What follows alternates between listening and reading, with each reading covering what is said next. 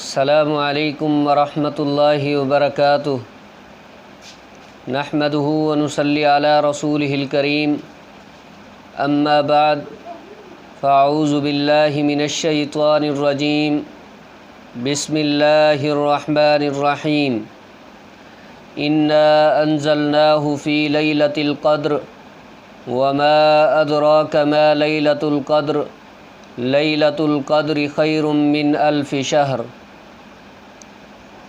رمضان المبارک کا آخری عشرہ بڑی اہمیت کا حامل ہے۔ اسی ہی عشرے میں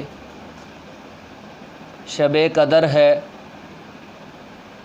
اور قرآن کریم کا نزول ہوا ہے، اور آخری عشرے میں اعتکاف جیسی عظیم عبادت ہے۔ اماں جی عائشہ رضی اللہ تعالی عنہا فرماتی ہیں، کان یجتہد فی العشر الاواخر ما لا یجتہد فی غیرہ، کہ نبی پاک علیہ الصلاۃ والسلام آخری عشرے میں جس طرح عبادت میں کوشش اور محنت کیا کرتے تھے، اس طرح دوسرے عشروں میں نہیں کیا کرتے تھے۔ اور آخری عشرہ اس میں شب قدر ہے۔ رسول اللہ صلی اللہ علیہ وسلم کی حدیث ہے، سیدنا ابو ہریرہ رضی اللہ تعالیٰ عنہ فرماتے ہیں، اذا دخل العشر الاواخر احیا لیلہ، جب رمضان کا آخری عشرہ داخل ہوتا آ جاتا، آپ صلی اللہ علیہ وسلم اپنی راتوں کو زندہ کرتے، یعنی ساری ساری رات قیام کیا کرتے تھے، اپنی راتوں کو دنوں کی طرح بنا دیتے تھے۔ جس طرح دن میں بندہ سوتا نہیں ہے، اس طرح رات کو سوتے نہیں تھے، اللہ تعالیٰ کی عبادت کیا کرتے تھے۔ اور دوسرا کام کیا کرتے تھے، ایقظ اہلہ، اپنے گھر والوں کو بیدار کیا کرتے تھے۔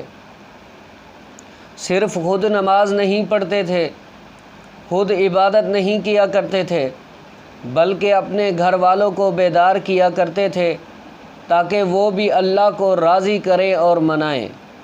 تیسرا کام جو کرتے تھے، فرمایا شد مئزرہ، آپ صلی اللہ علیہ وسلم اپنی کمر کس لیتے تھے اور خوب اللہ تعالیٰ کی عبادت کیا کرتے تھے، بہت زیادہ عبادت جو اور عشروں میں نہیں کیا کرتے تھے، اور مہینوں میں نہیں کیا کرتے تھے، اور دنوں میں نہیں کیا کرتے تھے۔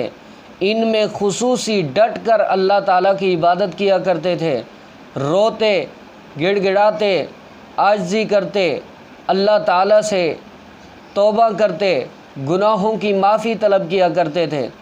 حالانکہ رسول اللہ صلی اللہ علیہ وسلم کے گناہ نہیں ہیں، لیکن آپ صلی اللہ علیہ وسلم دن میں 70 مرتبہ استغفار کیا کرتے تھے۔ ہمیں یہ تعلیم ہے کہ جب ہمارے نبی صلی اللہ علیہ وسلم اتنا کثرت سے استغفار کرتے ہیں، ہم تو گناہ گار ہیں، ہمیں کثرت سے استغفار کرنا چاہیے۔ اور لیلۃ القدر کا جو قیام ہے، اس کی بھی بڑی فضیلت ہے۔ رسول اللہ صلی اللہ علیہ وسلم نے فرمایا، من قام رمضان ایمانا واحتسابا غفر له ما تقدم من ذنبه، جو بندہ آخری عشرے میں رمضان میں ایمان اور ثواب کی نیت سے قیام کرتا ہے، اللہ تعالیٰ اس کے سابقہ گناہ معاف فرما دیتے ہیں۔ اور اس میں لیلۃ القدر کی جو رات ہے، اس میں ایک دعا پڑھنی چاہیے۔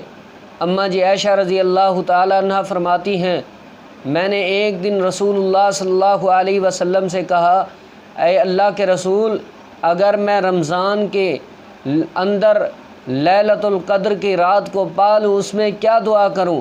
تو آپ صلی اللہ علیہ وسلم نے فرمایا تو یہ دعا کر اللہم انک عفو تحب العفو فاعف عنی، اے اللہ تو توبہ کو معافی کو پسند کرتا ہے، مجھے بھی معاف کر دے۔ تو یہ اعمال ہیں جو رمضان کے آخری عشرے میں کیے جاتے ہیں۔ تو اللہ تعالیٰ سے دعا ہے کہ اللہ تعالیٰ ہمیں آخری عشرے میں خوب ڈٹ کر عبادت کرنے کی توفیق عطا فرمائے۔ وآخر دعوانا ان الحمد للہ رب العالمین۔